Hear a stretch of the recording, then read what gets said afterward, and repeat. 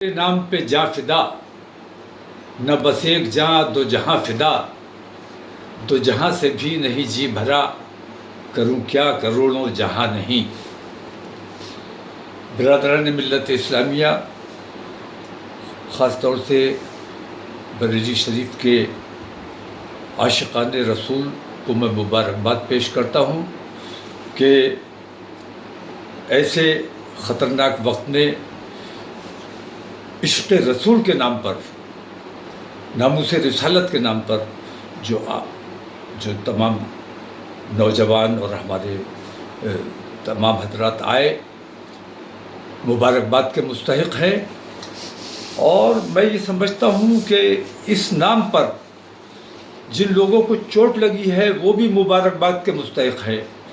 مجھے شدید افسوس اس بات کا ہے کہ میں نے جو ایک امن کا راستہ اختیار کیا تھا، اور میں یہ چاہتا تھا کہ میں اپنی تکلیف، اپنی پریشانی کے لیے ایک میمورنڈم ڈی ایم کے ذریعے اپنے ملک کی راشٹرپتی کو بھیجوں، اور ناموس رسالت پر جو حملہ بار بار ہوتا ہے اس کے لیے سخت قانون کی بات کی جائے۔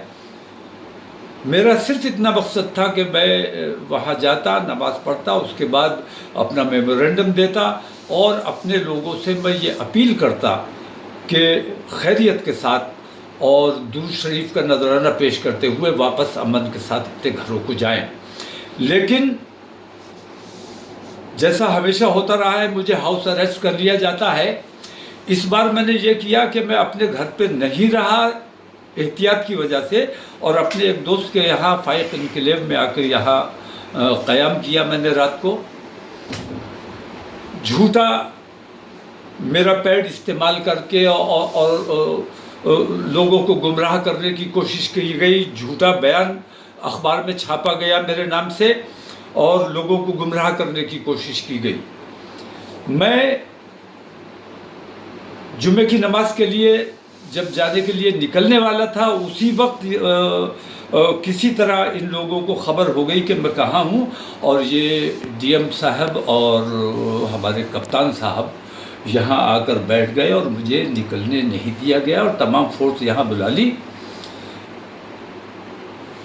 یہ منظم سازش کے تحت ہوا۔ بریلی کے اپنے امن پسند ہندو بھائیوں کو بھی میں مبارکباد پیش کرتا ہوں کہ انہوں نے اس پر کوئی رد عمل نہیں کیا، انہوں نے کوئی ناراضگی کا اظہار نہیں کیا۔ ہمارا جو پروگرام تھا اس میں کسی قسم کی مداخلت نہیں کی، لیکن پولیس اور پرشاسن، حکومت سخت مسلمانوں کی مخالفت پہ آمادہ ہے، اور مسلمانوں کو اللہ اور رسول کا نام بھی لینے دینے کے لیے تیار نہیں ہے۔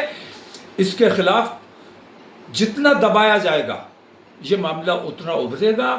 اگر ہمیں ہمارے مذہبی امور سے روکنے کی کوشش کی جائے گی، ہمارے اندر بھی کچھ ایسے ناعاقبت اندیش لوگ ہیں جو مخبری کرتے ہیں، منافقت کرتے ہیں، ان لوگوں نے ماحول کو خراب کرنے کی کوشش کی ہے۔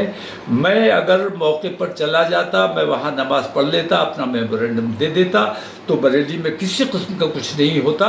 لیکن پولیس نے جان بوجھ کر مسلمانوں پر لاٹھیاں چلائی۔ مسلمانوں پر یہ الزام لگایا جا رہا ہے کہ مسلمانوں نے پتھر چلایا ہے۔ یہ بالکل جھوٹی بات ہے، مسلمانوں نے کوئی پتھر نہیں چلایا ہے، اور مسلمانوں کو زد و کوب کیا گیا ہے۔